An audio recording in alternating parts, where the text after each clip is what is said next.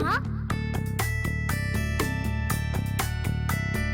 जिसमें लोग वो रहते हैं कर जाते अलग जो नाम यहाँ। पूछा जब मैंने कौन थे वो, दादा ने बतलाया जिसमें रुचि न रहती थी इतिहास मुझे वो भाया। सुनो ध्यान से मित्रों वो इतिहास सुनाता हूँ, आज मैं रह के बीते कल की बात बताता हूँ।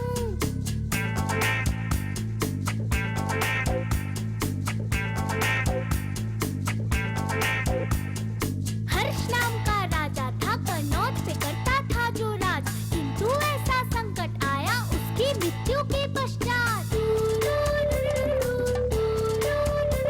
टुकड़ों में बट के बिखर गया था जो एकत्र साम्राज्य, फूट का क्या परिणाम हुआ सुनो मैं तुम्हें सुनाता हूँ, आज मैं रह के बीते कल की बात बताता हूँ।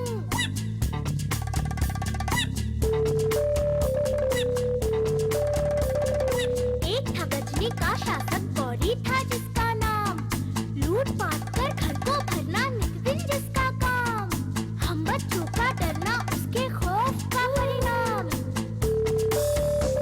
शत्रु से रहना बच के ज्ञान की बात बताता हूँ, आज मैं रह के बीते कल की बात सुनाता हूँ।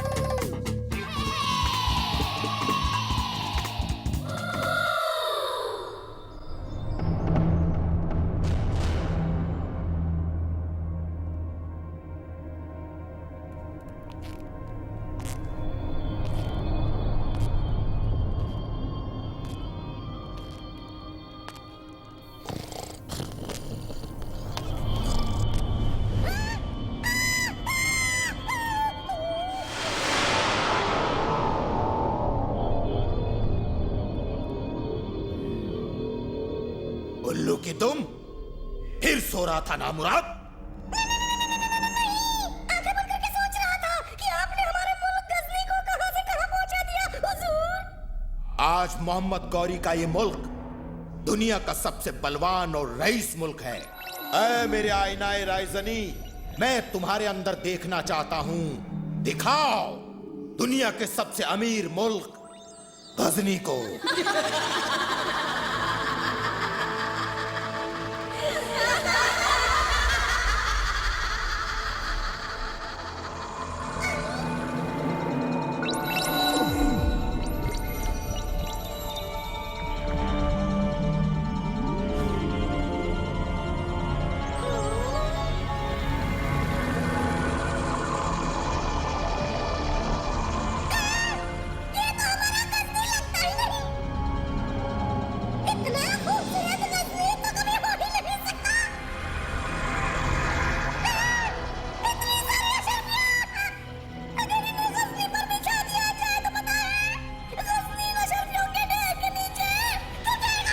कौन सा मुल्क है ये जहां दूध की नदियां बह रही हैं, जिसके खजाने में इतनी अशरफियां हैं?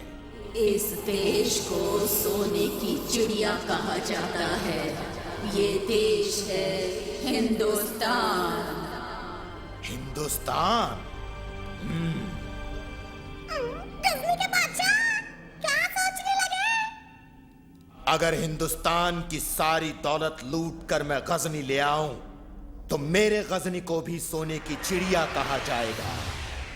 मोहम्मद गौरी, इस सोने की चिड़िया को लूटना आसान नहीं। मेरी राय मानो तो आप इस... खामोश! मोहम्मद गौरी किसी की राय नहीं लेता।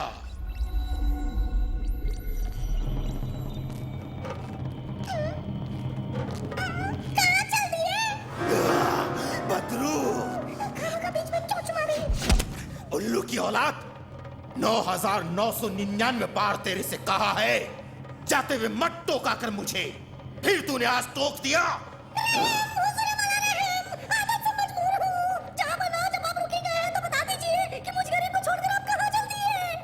हिंदुस्तान नाम की सोने की चिड़िया को लूट कर वहां की सारी दौलत बटोर कर अपने मुल्क गजनी ले आऊंगा।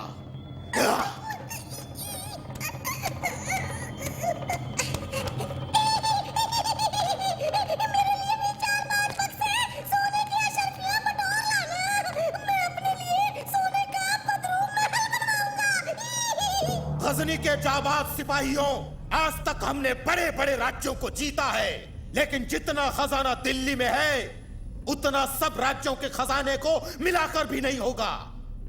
अगर हम ये खजाना लूट कर अपने मुल्क गजनी ले आएंगे तो हमारा मुल्क दुनिया का सबसे अमीर मुल्क बन जाएगा।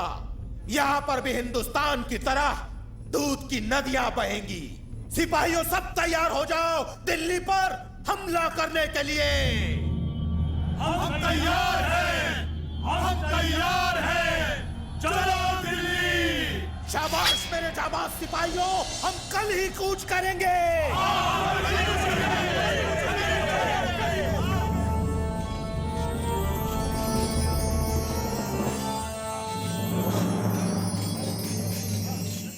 बहुत बढ़िया, सिपाहियों लगे रहो। अपने बाजुओं में इतनी शक्ति भर लो कि तुम्हें देखते ही मोहम्मद गौरी की सेना की धोती ढीली हो जाए। सेनापति जी, आप बिल्कुल चिंता मत कीजिए। हम ऐसी तलवार चलाएंगे कि शत्रुओं की धोती ढीली नहीं हुई तो भय के मारे गिली अवश्य हो जाएगी। एकदम पते की बात कही है तुमने। गौरी को पता चल जाना चाहिए कि जब जब विदेशियों ने हिंदुस्तान को लूटने के लिए कदम बढ़ाया है, तब तब हम वीरों ने उनके हाथ पांव तोड़कर उन्हें उनकी नानी याद दिला दी है।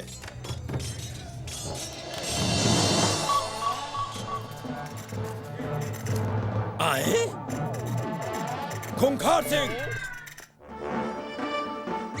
मूर्ख! सब सैनिक युद्ध की तैयारी कर रहे हैं और तू यहाँ बैठा पान लगा रहा है, हाँ? सरकार, मैं भी तो युद्ध की तैयारी कर रहा हूँ। घनचक्कर, पान लगाकर क्या तू युद्ध जीत जाएगा?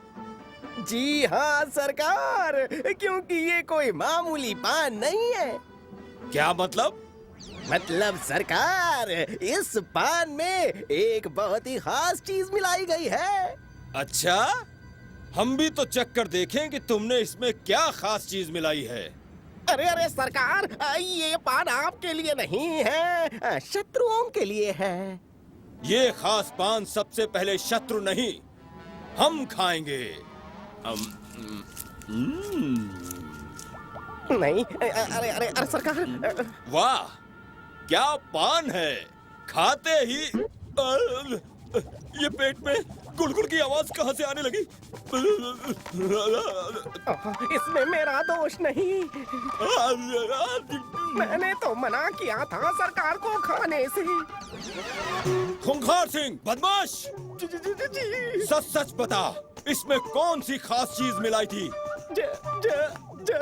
जमाल घोटा। क्या तूने मुझे जमाल घोटा खिलाया? मैं तुझे जिंदा नहीं छोड़ूंगा। कहीं बहस पानी क्या हुआ सरकार? पानी है? हाँ, लीजिए। जल्दी कीजिए सरकार, कहीं देर ना हो जाए। तू ये तलवार पकड़, मैं अभी आता हूँ। खूंखार सिंह का वार कभी खाली नहीं जाता।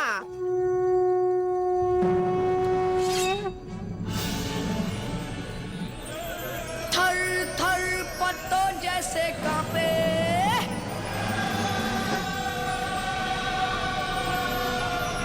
कांपे कांपे शत्रुओं के प्राण।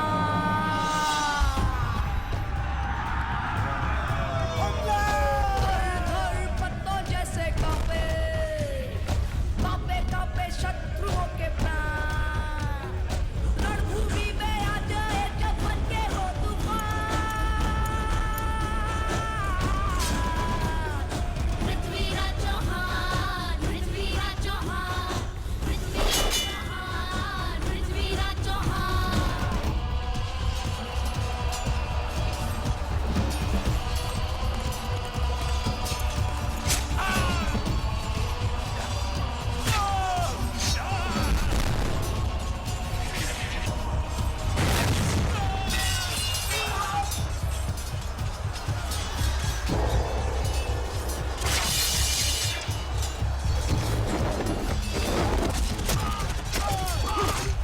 सिपाहियों पीछे मत हटो,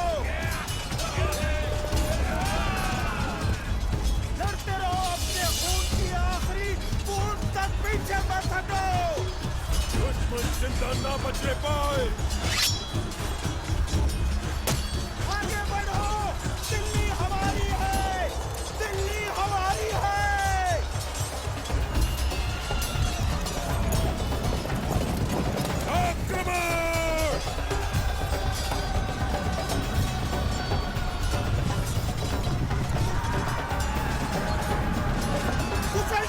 दुश्मन को कुचल डालो। एक एक को मौत के घाट उतार दो।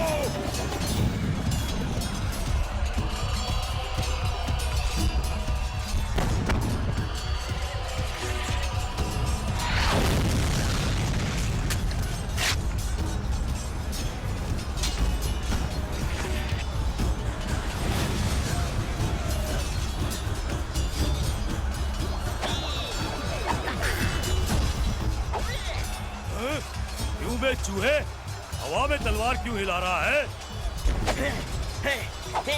क्योंकि कोई मुझसे लड़ता ही नहीं। क्यों नहीं लड़ता?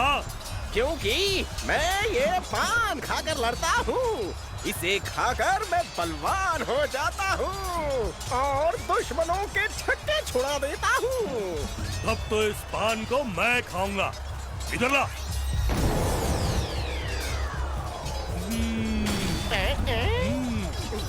अब मैं तेरे छक्के छुड़ाऊंगा।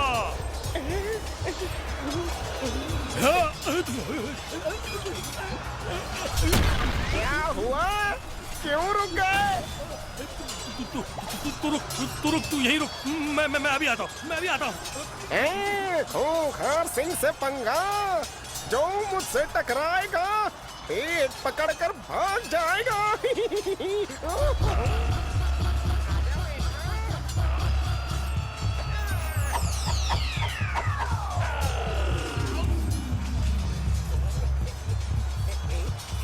स्वाद कैसा है भैया? ये क्या?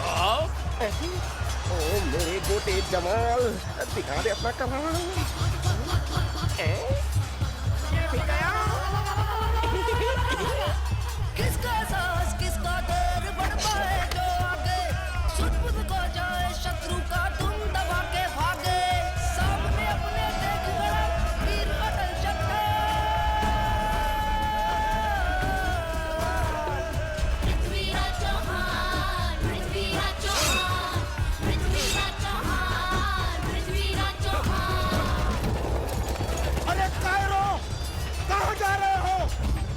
मैदान जंग छोड़कर भाग रहे हो? पीठ दिखाकर। हमें नहीं लड़ना पृथ्वीराज की सेना से।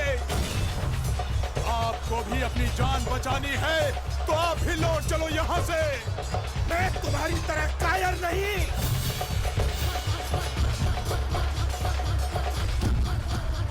कायरो रुक जाओ, क्यों भाग रहे हो यहाँ से? अरे भाईजान, इस शक्ति से भरे पान को खाकर हमारे सैनिक तुम्हारी सेना की ऐसी तैसी कर रहे हैं। हाँ। ये पान मुझे दे दे। नहीं दूंगा। दे दे, वरना मैं तेरे दोनों हाथ काट दूंगा। तो ले ले। अब मैं पृथ्वीराज की सेना की ऐसी तैसी करूंगा।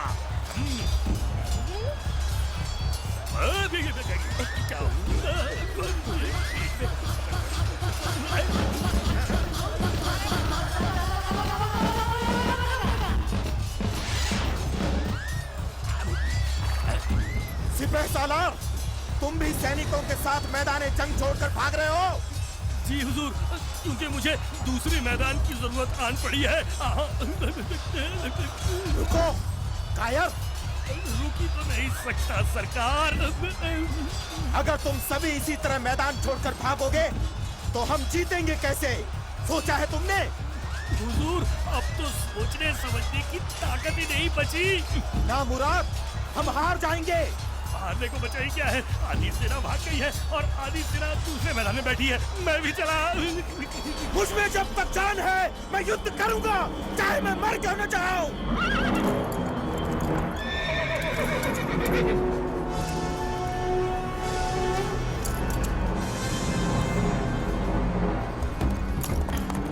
पृथ्वीराज, मैं तुम्हें नहीं छोड़ूंगा। छोड़ना बाद में, पहले पकड़ तो ले गौरी।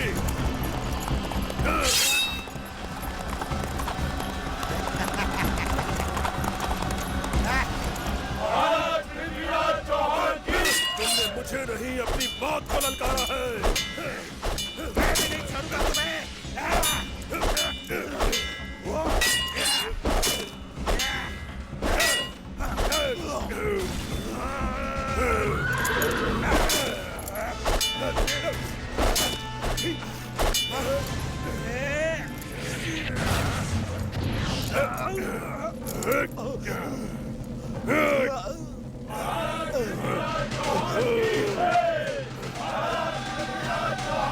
अरे वाह! इसे बंदी बनाकर हमारी राज्यसभा में पेश किया जाए।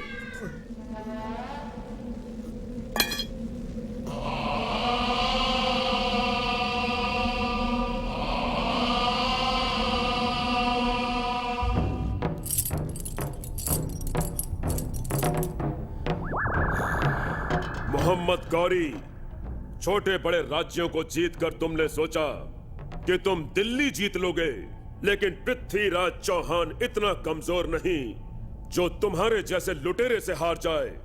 महाराज, मैं अपनी हार कबूल करता हूं। दिल्ली पर हमला करके मैंने बहुत बड़ी गलती की है, मुझे माफ कर दीजिए। महाराज, ये सिर्फ दिल्ली का नहीं, पूरे भारतवर्ष का शत्रु है।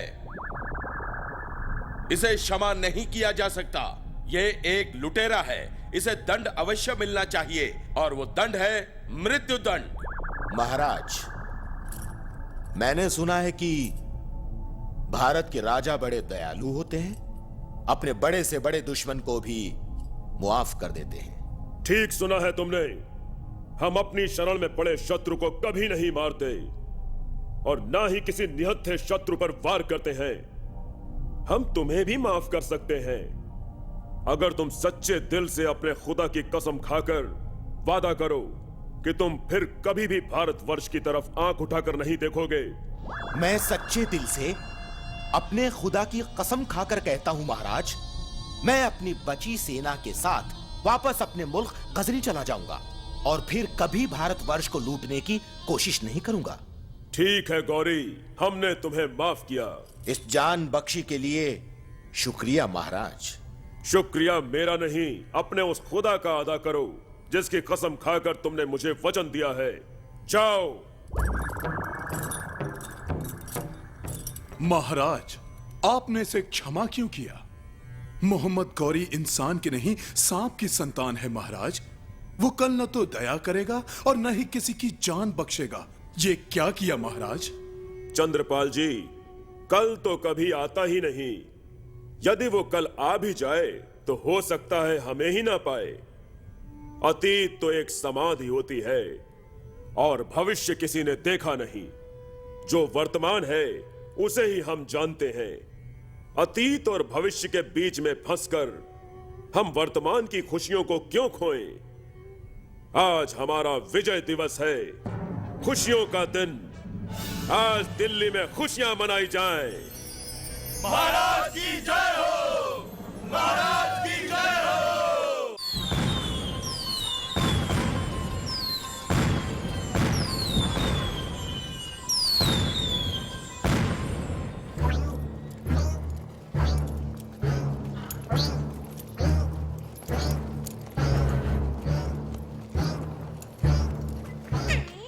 खाली हाथ लौटे? क्यों आ गए गजनी के लंबे नाक कटवाकर? हिंदुस्तान लूटने गए थे तो था बड़ा जोश, अब उड़ गए होश। जब भी चोंच खोलेगा आगे उगलेगा। जी तो चाहता है तेरा गला मरोड़कर गजनी के बाहर उल्टा लटका दूं। ऐसा मत करना। अभी तो मेरी शादी भी नहीं हुई है। जरा सोचिए, मेरे होने वाले बीवी बच्चों का क्या होगा? पता नहीं वो गजनी के किस कोने में मेरा इंतजार कर रही होगी। हाय मेरी बीवी, हाय रे मेरे छोटे बच्चे। गया कब से?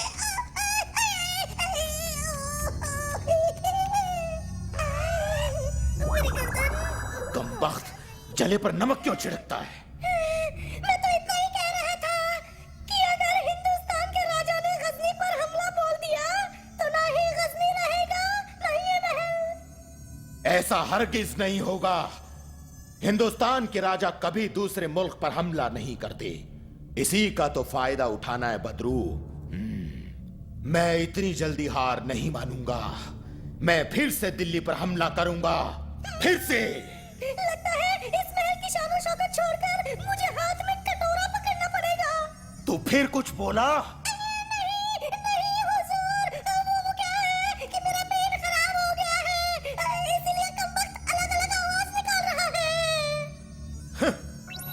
ए आईनाए राइजनी, बता इस बार मैं दिल्ली जीत पाऊंगा कि नहीं? तेरी हार ने मेरी आंखों के सामने अंधकार का पर्दा डाल दिया है, इसीलिए तू भूल गया कि मैं भविष्य नहीं वर्तमान दिखाती हूँ। तो सुन, मैं बताता हूं मेरा भविष्य, मोहम्मद गौरी का भविष्य। जब तक मैं दिल्ली को जीत नहीं लेता, मैं चैन से नहीं बैठूंगा, चाहे उसके लिए मुझे हजारों बार दिल्ली पर हमला क्यों न करना पड़े। आकाश रहेगा सिर पर, ना बैलों में ही धरती, हाथी के आगे चलती है कब्जीती की मर्जी। गौरी की चतुराई पर हर बार गिरा है पानी, दिल्ली के योद्धा ने उसको याद दिला दिलाने। किया आक्रमण गौरी ने दिल्ली पे 16 बार, किंतु हार का स्वाद चखा वो दुष्ट बारंबार। हर बार क्षमा की भीख मिली, हर बार ही जीवन दान। पृथ्वीराज चौहान, पृथ्वीराज चौहान, पृथ्वीराज चौहान।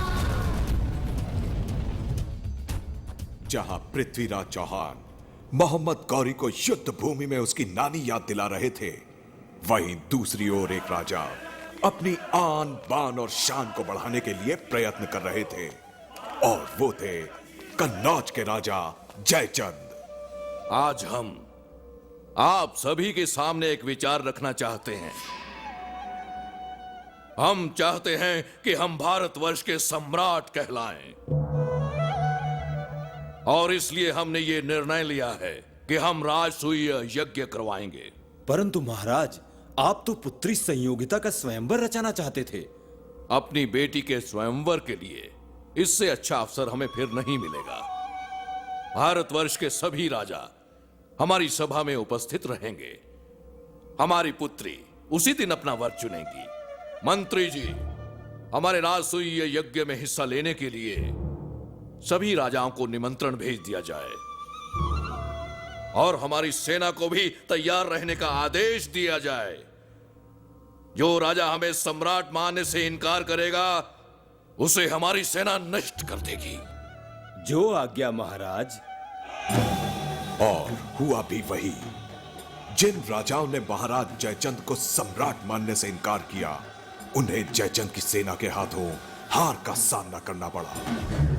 क्या जयचंद ये जानते नहीं कि उन्होंने किसे ललकारा है? जाओ, जाकर अपने महाराज से कह दो कि दिल्ली का राजा एक ही है, और वो है महाराज पृथ्वीराज चौहान।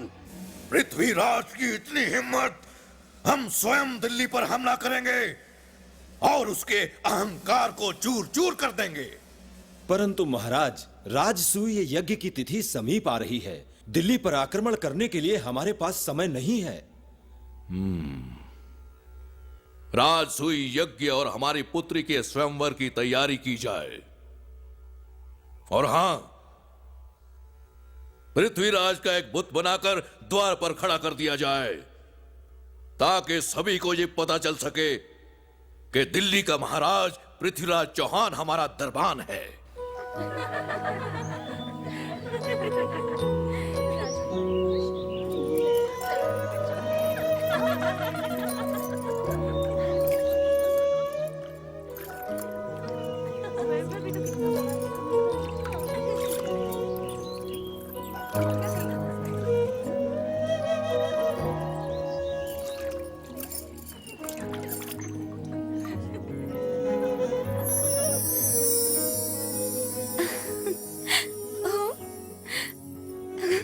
अरे अरे रुक, देखो राजकुमारी को छेड़कर चली गई। पता है हमारी राजकुमारी कितनी खुशनसीब है। देश भर से शूरवीर राजा महाराजा स्वयंवर में हिस्सा लेने आ रहे होंगे। खुश नसीब तो वो राजा होगा जिसके गले में हमारी राजकुमारी वरमाला डालेंगी। क्यों राजकुमारी जी, ठीक कहा ना मैंने? अरे हमारी राजकुमारी कोई ऐसे वैसे राजा के गले में वरमाला थोड़ी ना डालेंगी। जो राजा सबसे बहादुर, सबसे शूरवीर होगा, वही हमारी राजकुमारी को ले जाएगा। हाँ, हाय, कौन होगा वो खुश नसीब राजकुमार? पृथ्वीराज चौहान। हाँ? क्या? परंतु महाराज तो उन्हें अपना शत्रु मानते हैं। क्यों? इसीलिए ना, क्योंकि उन्होंने पिताजी के सामने सर झुकाने से मना कर दिया।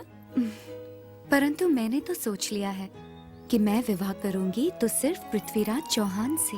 परंतु राजकुमारी जी, मैंने तो सुना है कि महाराज ने उन्हें स्वयंवर का आमंत्रण भेजा ही नहीं है, फिर वो कैसे आएंगे? क्या? वे स्वयंवर में जरूर आएंगे। इसके लिए तुम्हें मेरी मदद करनी होगी। बोलो, करोगी ना? मैं आपके लिए क्या कर सकती हूँ राजकुमारी जी? मेरा एक पत्र महाराज पृथ्वीराज चौहान के पास पहुँचाना है। तू अपने पति को मेरे पास भेज दे, मैं उसे सब समझा दूंगी। सुनो, ये पत्र सिर्फ महाराज पृथ्वीराज चौहान के हाथों में ही देना, ठीक है? जो आज्ञा राजकुमारी जी। और सुनो, उत्तर अपने साथ ही लेकर आना। जब तक मुझे अपने पत्र का उत्तर नहीं मिलेगा, मेरे मन को चैन नहीं आएगा।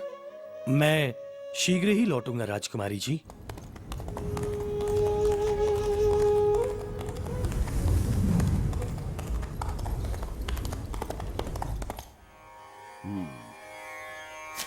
हे संयोगिता के दूत, तुम थक गए होगे, थोड़ा आराम कर लो। तब तक हम इस पत्र के विषय में विचार करते हैं। महाराज, मैं क्षमा चाहता हूं। मैं यहां एक पल भी नहीं ठहर सकता, क्योंकि वहां राजकुमारी जी अपने इस पत्र के उत्तर में व्याकुल हो रही होंगी।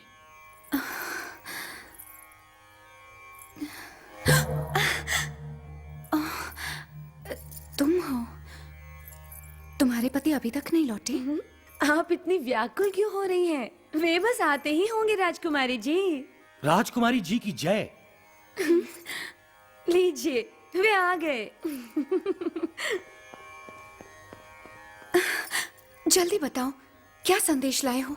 ये पत्र आपके लिए महाराज पृथ्वीराज चौहान ने भेजा है।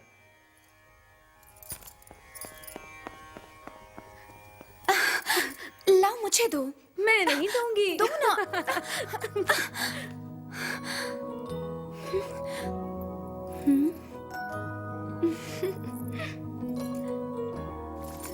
वे आएंगे। तुमने सुना? वे जरूर आएंगे।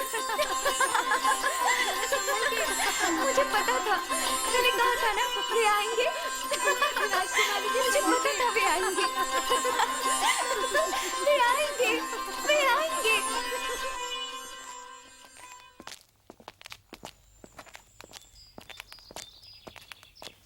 चांद, हमने संयोगिता को वचन दिया है कि हम कन्नौज अवश्य आएंगे। परंतु महाराज, ये कैसे संभव होगा? जयचंद आपको कन्नौज में प्रवेश नहीं करने देगा। हम जानते हैं, परंतु वे तुम्हारे जैसे विद्वान को कन्नौज में प्रवेश करने से नहीं रोकेंगे। तुम कन्नौज जाने की तैयारी करो। परंतु तुम्हारे साथ हमारी सेना के 100 बहादुर सिपाही होंगे, तुम्हारे सेवक के रूप में। लेकिन महाराज, आपका कन्नौज में प्रवेश करना बहुत जरूरी है। हम भी तुम्हारे साथ ही कन्नौज में प्रवेश करेंगे, लेकिन एक महाराज की तरह नहीं, तुम्हारे खास सेवक के रूप में।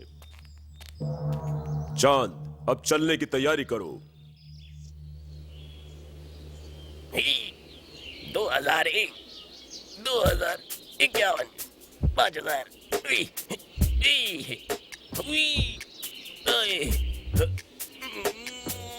अरे वाह वाह वाह, मेरे सीकड़ी पहलवान जियो। अरे क्या कर रहा? अरे अरे संभाल कर, हड्डी चटक जाएगी। मेरे दोस्त खूंखार सिंह आज सवेरे सवेरे कसरत कर रही है। क्या राजकुमारी संयोगिता के स्वयंवर की पहरेदारी करने जा रही है? अबे लल्लू, तू जानता है राजकुमारी संयोगिता किसके गले में वरमाला डालने वाली है? किसके?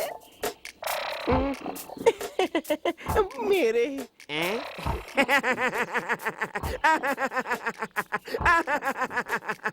चुप चुप। मजाक कर रही है? आज तक तूने ऐसा कौन सा खंबा उखाड़ा है जो राजकुमारी संयोगिता उन वीरों को छोड़कर तेरे गले में वरमाला डालेगी?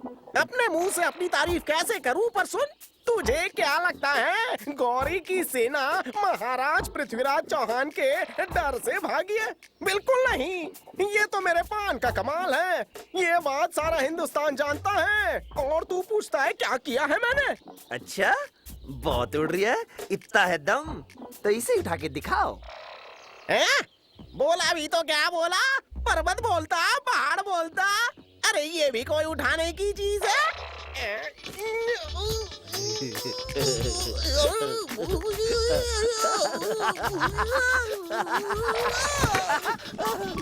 वाह मेरे मिट्टी के शेर।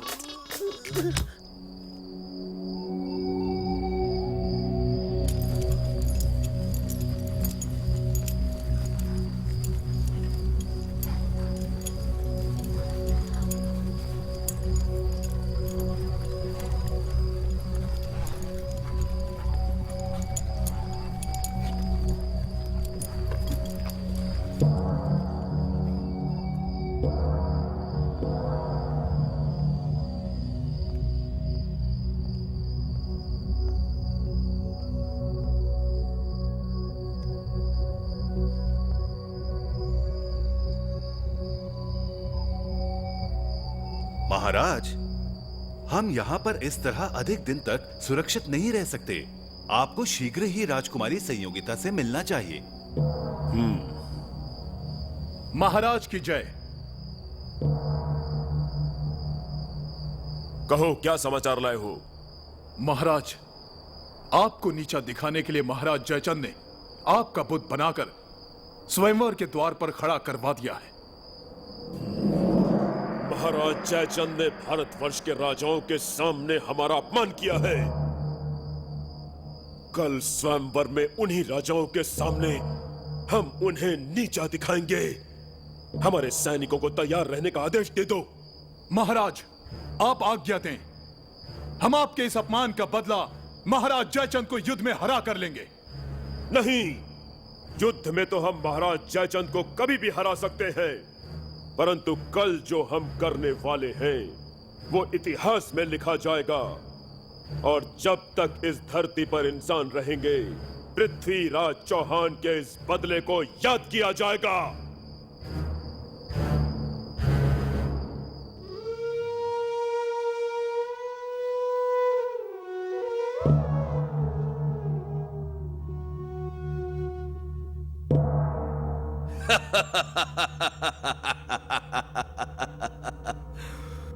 आज हम बहुत प्रसन्न हैं क्योंकि आज हमारा राजसूय यज्ञ पूर्ण हुआ और आज भारतवर्ष के राज्यों के वीर राजा यहां हमारी पुत्री संयोगिता के स्वयंवर में पधारे हैं।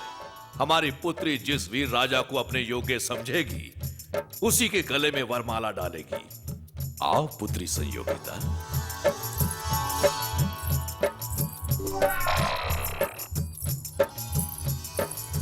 देख, तेरी भाभी आ गई। प्रणाम कर भाभी को। पहले वरमाला तो पढ़ने दे। वरमाला भी पड़ जाएगी, मैं तैयार हूँ।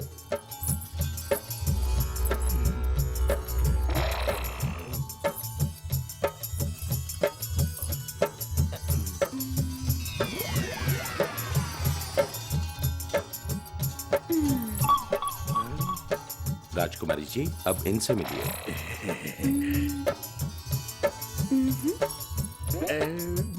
ये आपको अवश्य पसंद आएगा। खूंखार, तुझे छोड़कर वो बाकी राजाओं को क्यों देख रही है?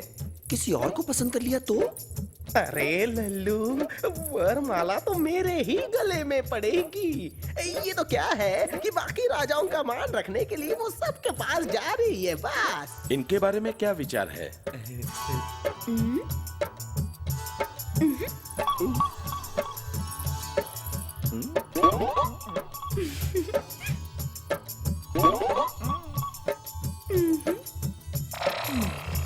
तुझे लग रही है कि वो तेरे ही गले में वरमाला डालेगी?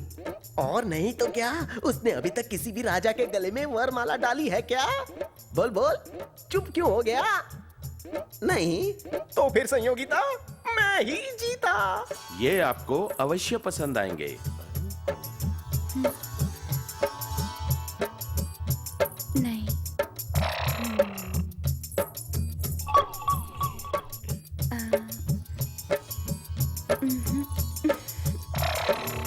इनमें से कोई भी पसंद नहीं?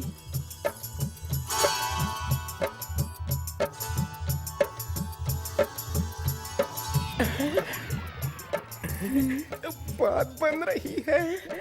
देख, मेरी तरफ देखकर कितने प्यार से मुस्कुरा रही है। ये खुशी मुझसे बर्दाश्त नहीं हो रही है। क्या करूं, क्या करूं? मैं अपनी आंखें बंद कर लेता हूं और मैं ये आंखें तब खोलूंगा जब वो वरमाला मेरे गले में डालेगी। कौन है ये जिनके चेहरे पर सूर्य के समान तेज है? एक ही तो है, खूंखार सिंह। राजकुमारी जी, ये तो सिर्फ एक मूर्ति है। परंतु खड़ा तो स्वयंवर के पंडाल में है ना। मैं जानना चाहती हूँ ये वीर हैं कौन? तुम्हारा होने वाला पति। ये दिल्ली के चौहान वंश के वीर राजपूत पृथ्वीराज चौहान हैं। इनकी वीरता के किस्से तो सारा भारतवर्ष जानता है। गजनी का शासक भी इनके नाम से कांपता है। यही है मेरे प्राणनाथ। अरे, उसने तो वरमाला डाल दी। कहाँ?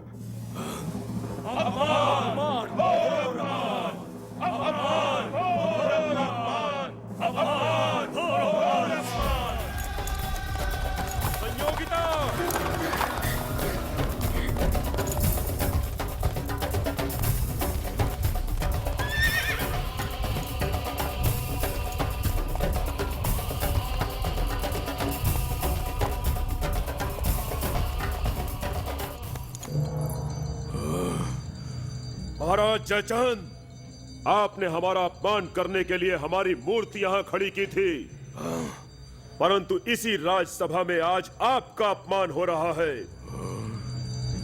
आपकी बेटी ने वरमाला हमारी इस मूर्ति के गले में नहीं, हमारे गले में पहनाई है, और अब मैं अपनी पत्नी को आप सबके सामने लेकर जा रहा हूं। क्या?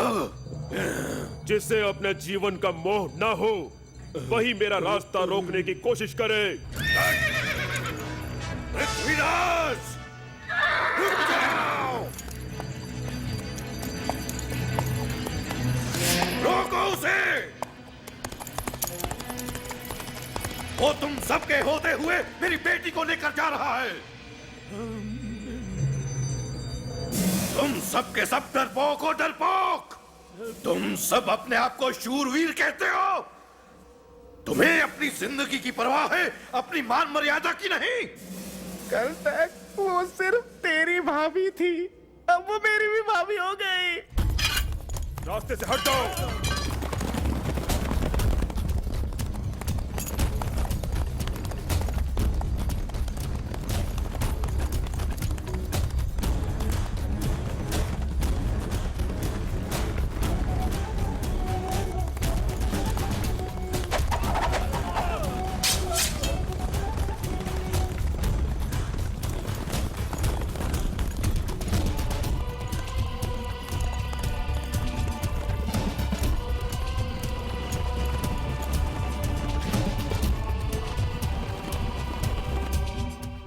स्वयं पृथ्वीराज को रोकेंगे, स्वयं। पृथ्वीराज, अब तेरी मौत निश्चित है।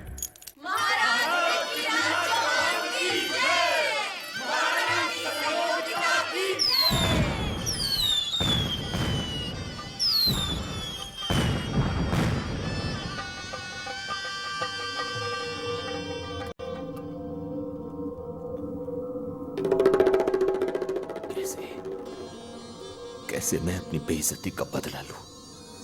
16 बार पृथ्वीराज मुझे शिकस्त दे चुका है, और कितनी बार हारूंगा उससे? कितनी बार? क्या मैं कभी दिल्ली नहीं जीत पाऊंगा? हा?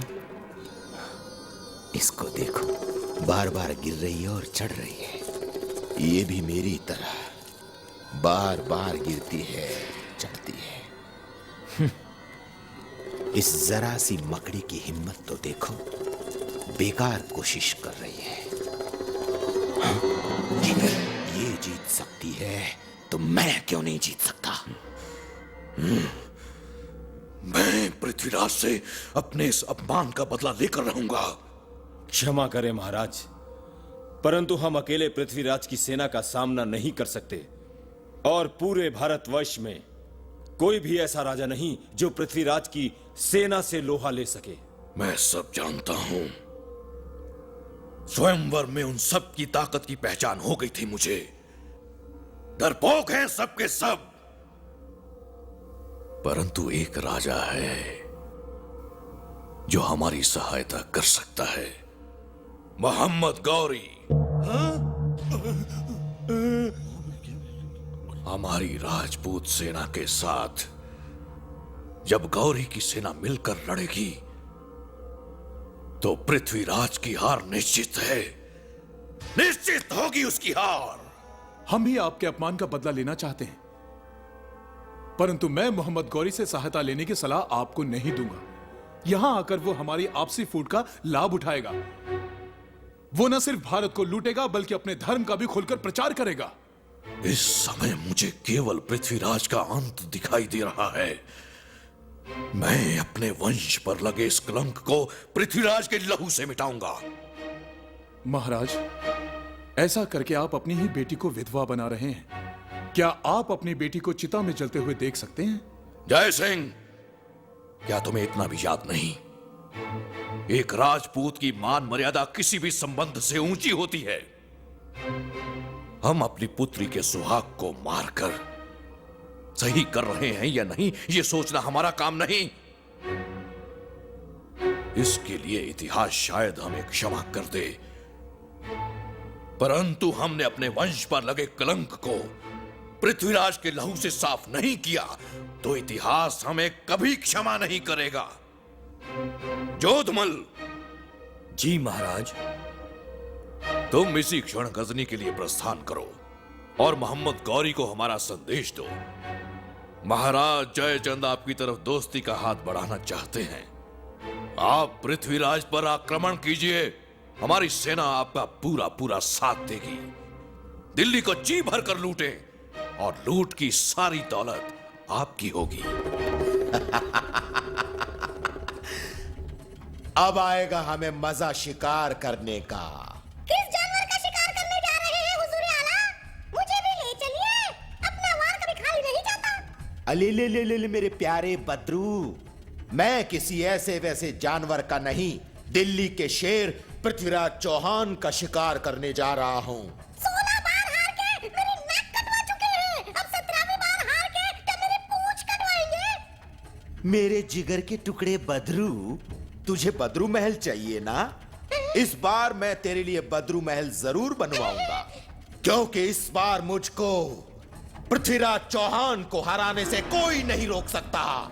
मुझे भी तो बताइए कि इस बार आप पृथ्वीराज की नैया कैसे डुबाने वाले हैं? तो सुन बद्रू मेरे भाई, मेरे दोस्त, हिंदुस्तान के राजाओं का गुस्सा उनकी नाक पर बैठा रहता है। इसीलिए वे कितने ही बलवान क्यों न हो, आपस में लड़ना कभी नहीं छोड़ते, और इसी फूट का फायदा मैं उठाऊंगा। हुजूर,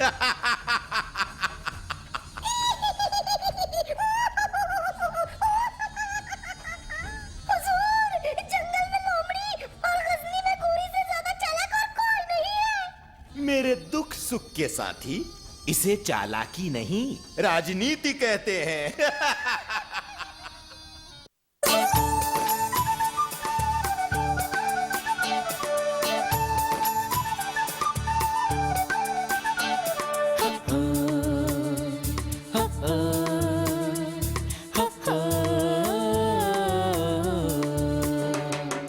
मेरा दिल है जिद्दी बच्चा, तू गुड़ियों की रानी है। मेरा दिल है जिद्दी बच्चा, तू गुड़ियों की रानी है। मेरी धड़कन थका मुसाफिर, तू एक छाँव सुहानी है। मेरा दिल है जिद्दी बच्चा, तू गुड़ियों की रानी है। मेरी धड़कन थका मुसाफिर, तू एक छाँव सुहानी है।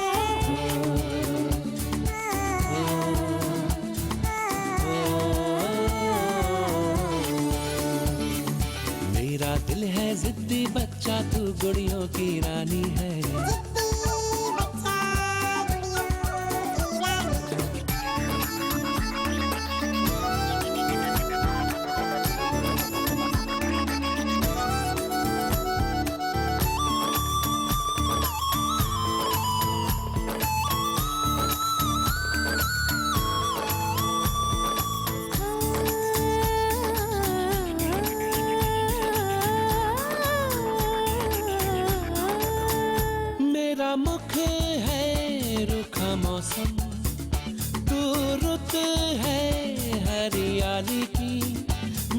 सांसें तन्हापन की, तू मंजिल खुशहाली की।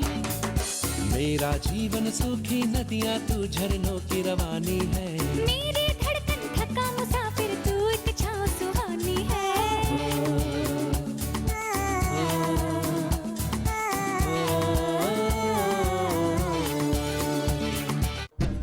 उधर गजनी में मोहम्मद गौरी ने एक विशाल सेना तैयार कर ली थी। गौरी के साथ साथ उसकी सेना भी दिल्ली पर हमला करने के लिए बेचैन थी। गौरी ने आखिर उन्हें दिल्ली लूटने का हक जो दे दिया था। गौरी और उसकी सेना ने पूरे जोर शोर के साथ दिल्ली की ओर कूच किया।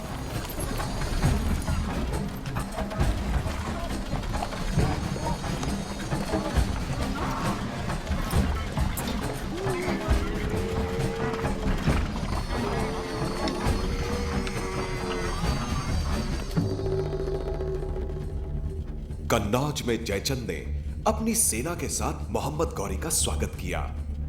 जयचंद और गौरी की सेना ने मिलकर एक विशाल रूप ले लिया था। दूर से देखकर ऐसा लग रहा था जैसे एक समुद्र दिल्ली को निगलने के लिए आगे बढ़ रहा है।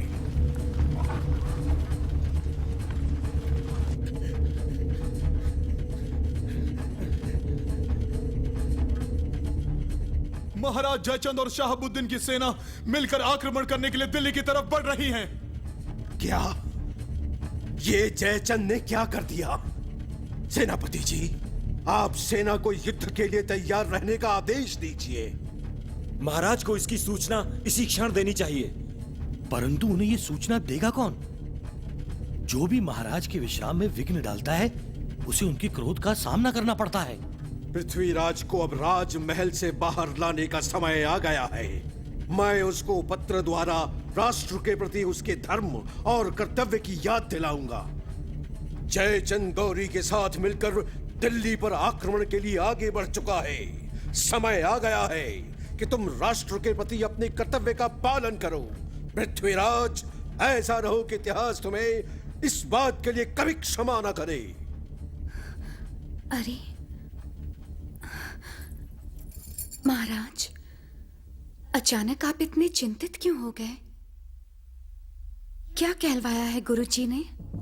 संयोगिता, प्रेम से भरे अपने इस छोटे से संसार में रहकर हम अपने कर्तव्य को भूल गए थे। गुरुजी ने हमें हमारा धर्म याद दिला दिया। महाराज जयचंद गौरी के साथ मिलकर दिल्ली पर आक्रमण करने के लिए आगे बढ़ रहे हैं। हमें युद्ध की तैयारी करनी है।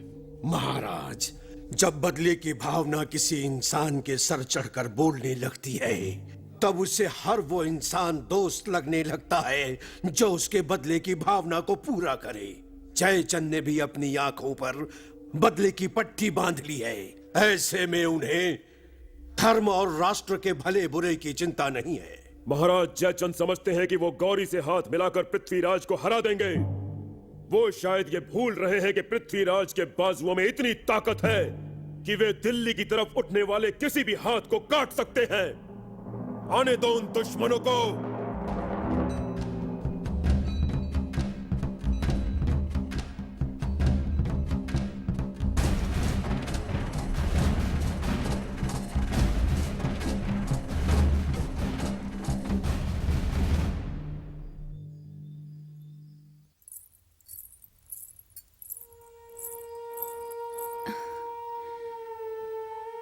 महाराज, ऐसी कौन सी चिंता है जो आपको सता रही है?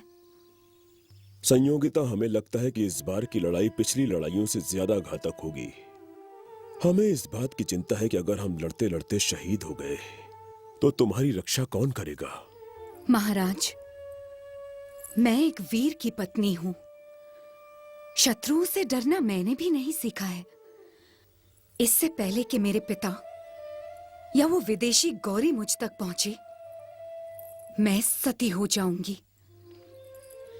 यही हमारी परंपरा रही है और ये परंपरा तब तक चलती रहेगी जब तक शत्रु एक भारतीय नारी पर हाथ डालने की कोशिश समाप्त नहीं कर देता।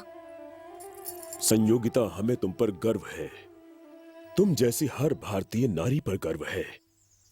इस संसार में हम ना भी रहें तो भी इतिहास हमारे प्रेम को सदा याद रखेगा।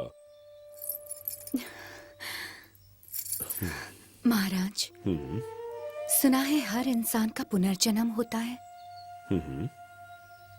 मैं ईश्वर से प्रार्थना करती हूँ कि हर जन्म में मेरे स्वामी आप ही हों। आपके सिवा मैं किसी और के बारे में सोच भी नहीं सकती।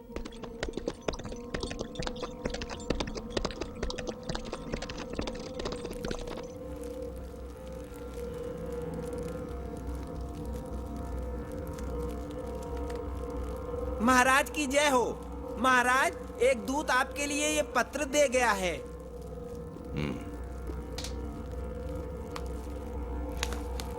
संयोगिता का पत्र? महाराज, अपने अपमान की आग को ठंडा करने के लिए आप जो करने जा रहे हैं, उससे सारे भारतवर्ष को दुख हुआ है और सबसे अधिक दुख मुझे हुआ है। अगर मेरे प्राणनाथ को कुछ हुआ तो आप मुझे भी जीवित नहीं पाएंगे। ये एक राजपूत की बेटी का वचन है। और एक बात ध्यान रखिएगा महाराज, जो राजा शत्रु से मिलकर अपने ही देश को लूटता है, उसे मैं तो क्या, आने वाला भविष्य भी कभी क्षमा नहीं करेगा।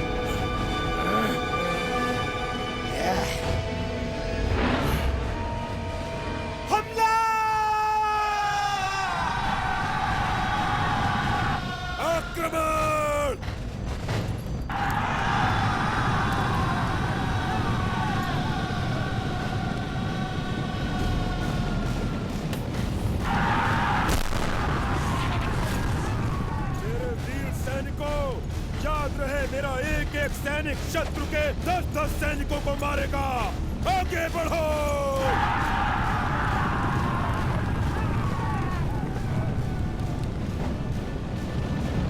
रोक डालो इन्हें।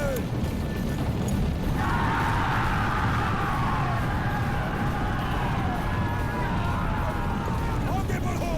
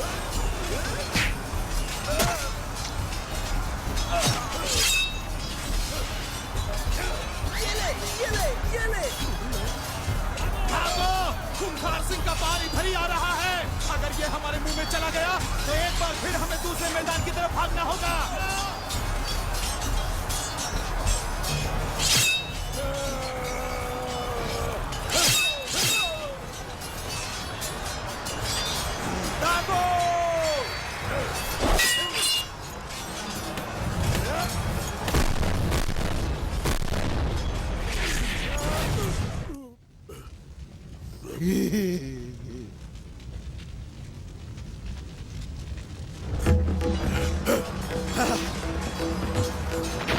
जाबाज सैनिकों से कहो कि वो पृथ्वीराज को घेर ले। जाओ, पृथ्वीराज को चारों तरफ से घेर लो।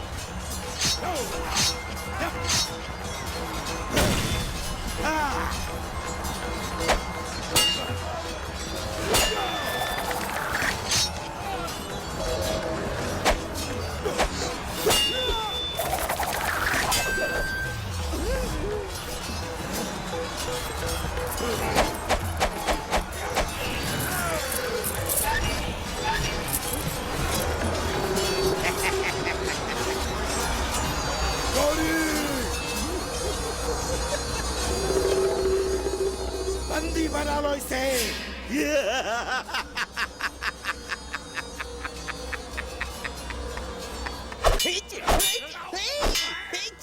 ले। हैं? नहीं, खूंखार सिंह के जीते जी कोई भी लल्लू पंजू छछुंदर बंदर मेरे महाराज को बंदी बनाकर नहीं ले जा सकता। गौरी की सेना, हमसे पंगा ना लेना।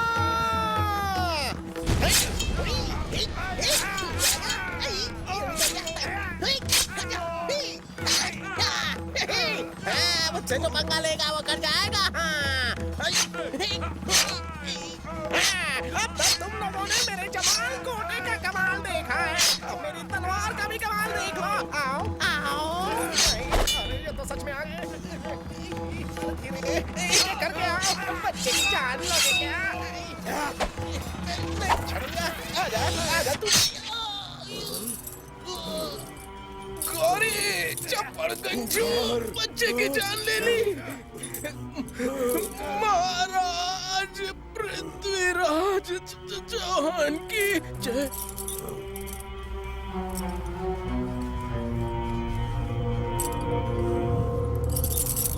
बड़ा आया था पृथ्वीराज को बचाने के लिए। जंजीरों में जकड़कर इस पृथ्वीराज को मेरे दरबार में पेश किया जाए।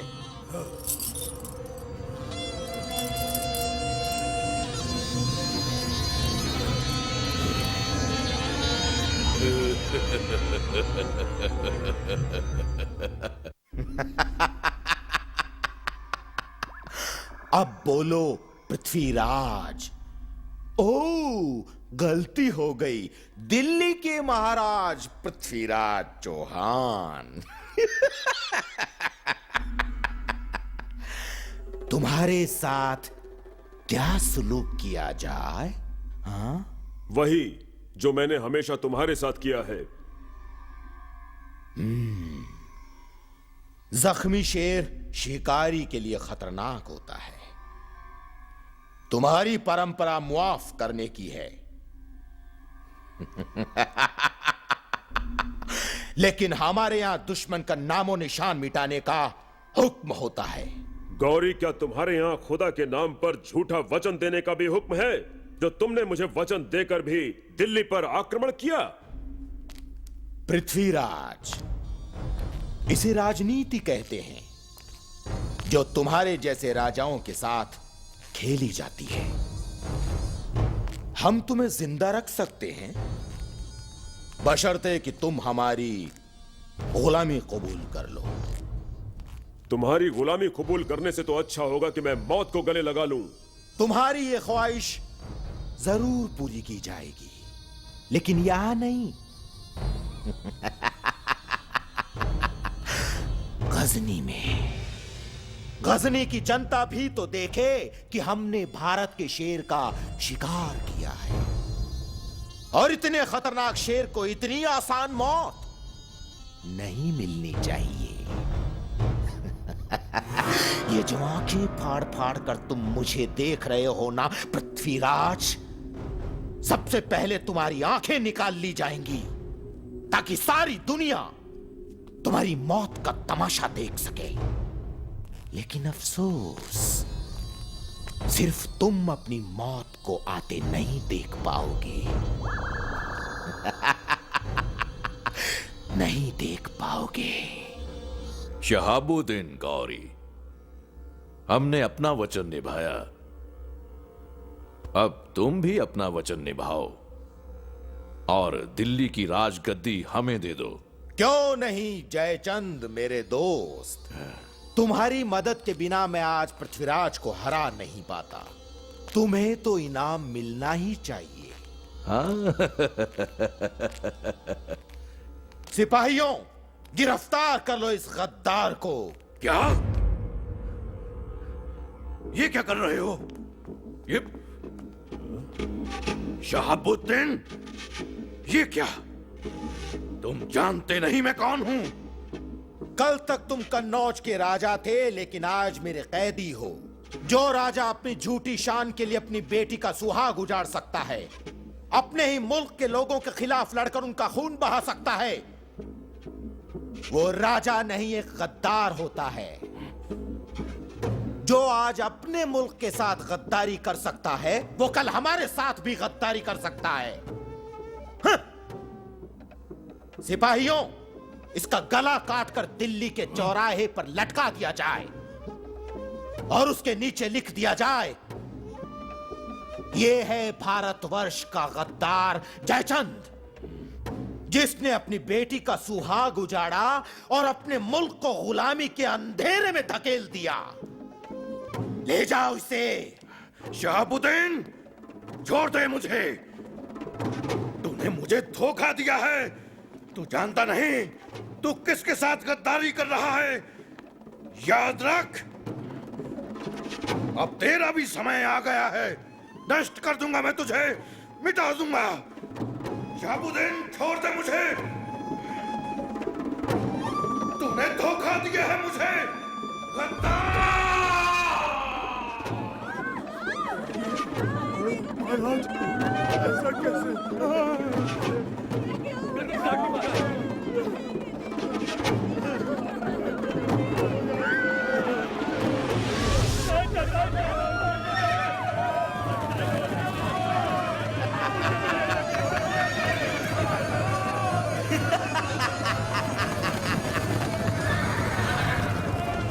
लूट लो दिल्ली को, लूट लो।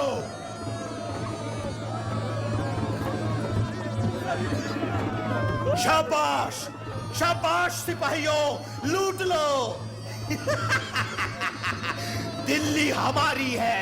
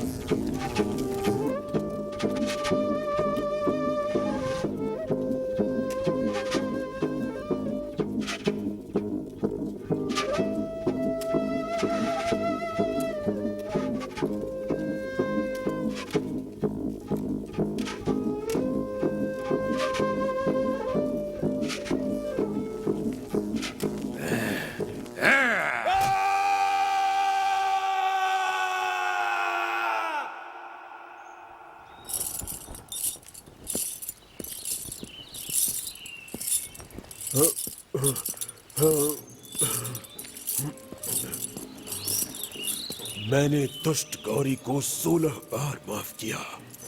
यही मेरे जीवन की सबसे बड़ी भूल थी।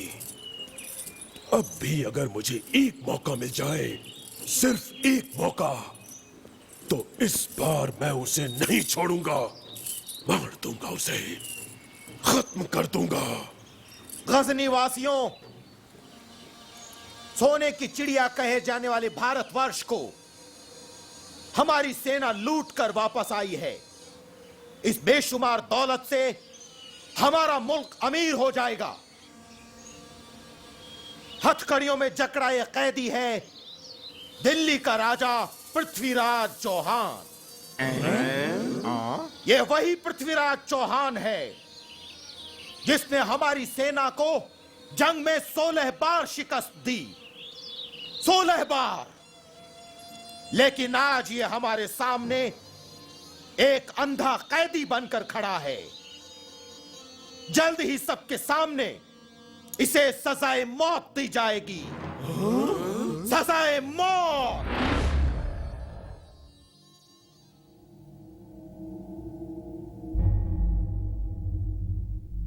जयचंद को तो अपनी करनी की सजा मिलनी ही थी, परंतु गौरी महाराज पृथ्वीराज को अपने साथ ले गया। इस आक्रमण के बाद हमारे देश को भी संभलने में समय लगेगा। ऐसे में शहाबुद्दीन फिर से भारतवर्ष पर आक्रमण कर सकता है और वो महाराज को भी जीवित नहीं छोड़ेगा। नहीं, महाराज को मौत की सजा देने से पहले शहाबुद्दीन को अपनी मौत का सामना करना होगा। गुरुजी, आप मुझे गजनी जाने की आज्ञा दीजिए। ईश्वर की कृपा रही तो शहाबुद्दीन गौरी की मौत की सूचना आपको शीघ्र ही मिल जाएगी। गौरी को नए नए करतब देखने का शौक है, मुझे इसका फायदा उठाना चाहिए। महाराज पृथ्वीराज चौहान ने बचपन में शब्द भेदी बाण चलाने की कला सीखी है। हाँ, यही ठीक रहेगा। किसी तरह गौरी के सामने महाराज की ये कला दिखाने का मौका मिल जाए। इसके बाद गौरी को कोई नहीं बचा पाएगा। यही आखिरी मौका है बदला लेने का। आपने भले ही पृथ्वीराज को हरा दिया, परंतु आपने अभी उनका एक करतब तो देखा ही नहीं। आंखें ना होने के बावजूद उनका निशाना इतना पक्का है कि वे सिर्फ आवाज सुनकर तीर चला सकते हैं और उनका तीर ठीक निशाने पे जाकर लगेगा। नामुमकिन। आप स्वयं अपनी आंखों से देख लीजिए। ठीक है, पृथ्वीराज की मौत से पहले हम उसका यह हुनर भी देख लेंगे, और अगर उसका निशाना चूक गया तो याद रखो पृथ्वीराज के साथ साथ तुम्हारा भी सर कलम कर दिया जाएगा। मैं तैयार हूं। अब यदि आपकी आज्ञा हो तो क्या हम इस कला को दिखाने की तैयारी शुरू कर सकते हैं? आज्ञा है। सिपाही, इसे पृथ्वीराज के पास ले जाओ।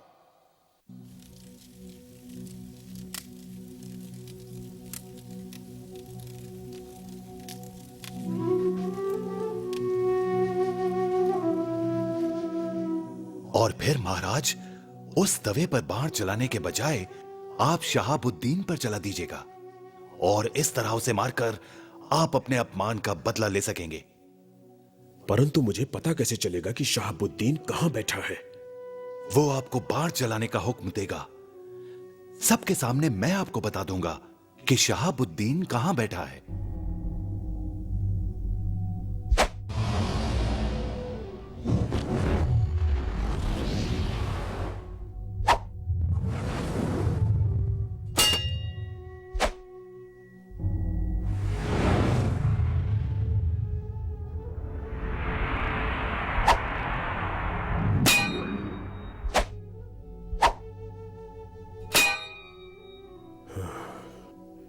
परंतु इसके बाद गौरी की सेना हम दोनों को जीवित नहीं छोड़ेगी। महाराज, मैंने इसका भी उपाय सोच लिया है।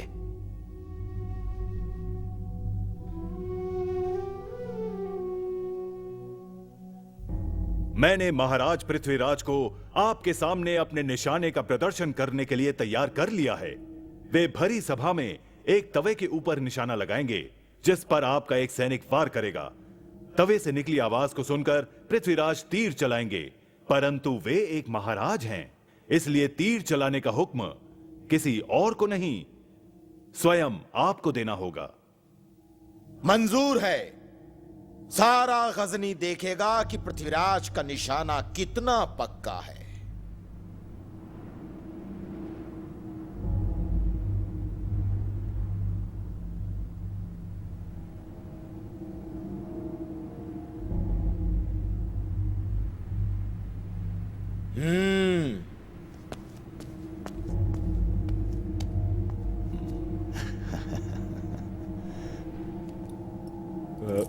लो।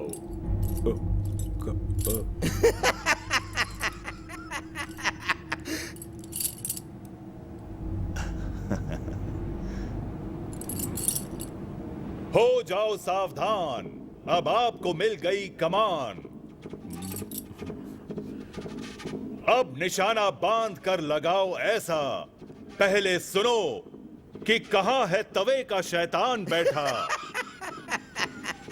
4 बांस और 24 गज ऊपर है, 8 अंगुली की ऊंचाई पर सजा है। चूके ना निशाना तेरा, तभी मजा है, इस पापी की यही बड़ी सजा है। महाराज पृथ्वीराज चौहान की जय।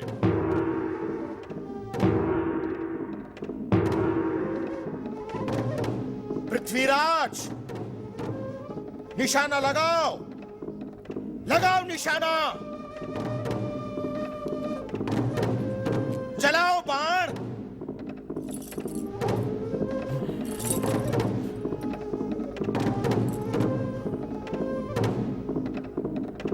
बाण चलाओ, चलाओ बाण।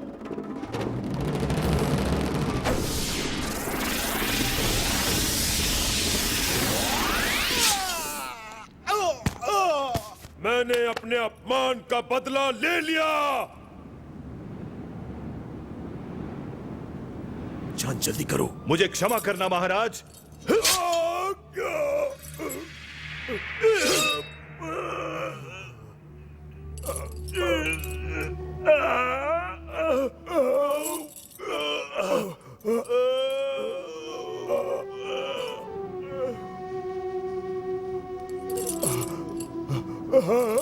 धोखा, आज तक मैंने दुनिया को धोखा दिया है। आज गौरी को पृथ्वीराज ने धोखा दिया। नहीं, ये नहीं हो सकता। कैसे हो गया ये?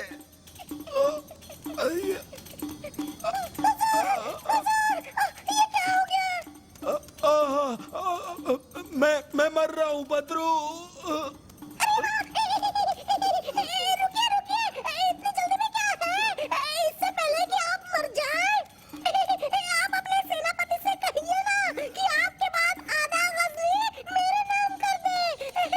नामुराद, कमबख्त, मेरी जान बचाने के बजाय तुझे मेरी दौलत की पड़ी है। निशाना पक्का है, अब आप बच नहीं सकते। आपका मरना तो पक्का ही है, तो बेकार कोशिश क्यों करूं मैं? अब आप फौरन अपने सिपाहियों से कहिए कि आपने आधा गजनी मेरे नाम कर दिया है। सिपाहियों, जान से मार दो इस उल्लू के पट्टे को। हाय हाय, मेरा गजनी।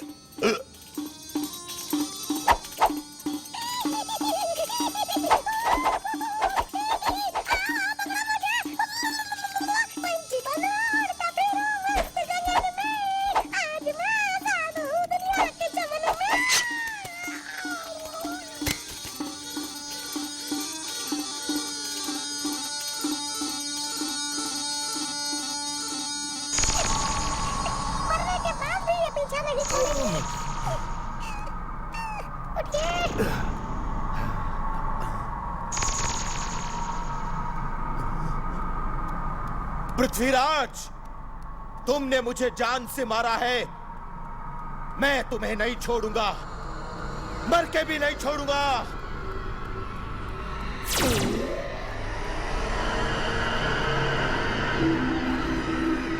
ये कौन है? मुझे ले जाने आए हैं।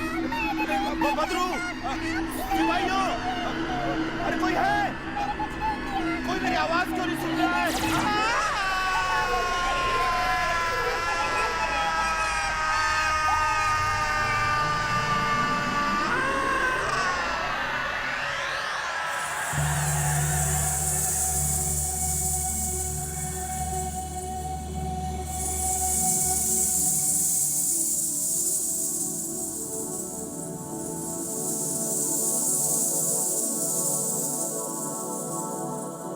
मेरी बाहें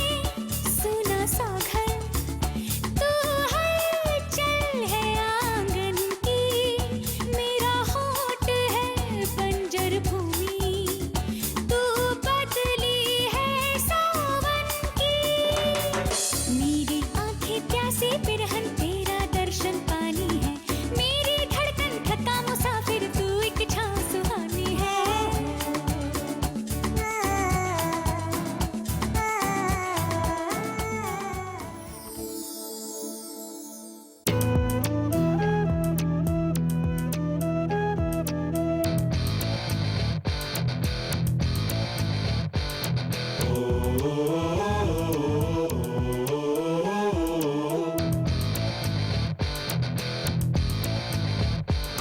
जिसको सूरज करे सलाम, जिसको चंदा करे सलाम, जिसको सूरज करे सलाम, जिसको चंदा करे सलाम, जिसका हर कण सोना और पर्वत हीरे की खान। ये है हिंदुस्तान हमारा, ये है हिंदुस्तान, ये है हिंदुस्तान हमारा, ये है हिंदुस्तान, ये है हिंदुस्तान हमारा, ये है हिंदुस्तान, ये है हिंदुस्तान हमारा, ये है हिंदुस्तान।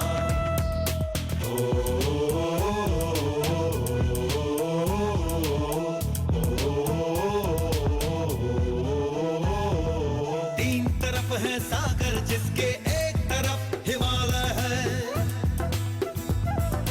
जहाँ पे मस्जिद गुरुद्वारा गिरजा और शिवालय है।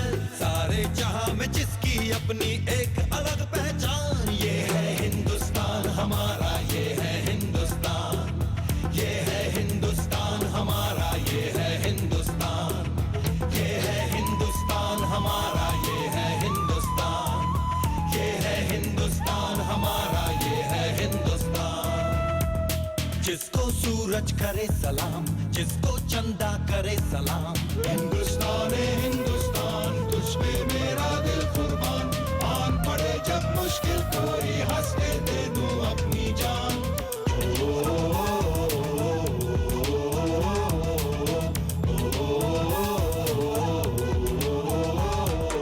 गंगा यमुना और जहां चार धर्म का संगम है, चार नाम है जग में जिसके चार जहां के मौसम है। उतनी कम तारीफ है इसकी जितनी करे बयान। ये है हिंदुस्तान हमारा, ये है हिंदुस्तान, ये है हिंदुस्तान हमारा, ये है हिंदुस्तान। जिसको सूरज करे सलाम, जिसको चंदा करे सलाम, जिसका हर कण सोना और पर्वत हीरे की खान। ये है हिंदुस्तान हमारा, ये है हिंदुस्तान, ये है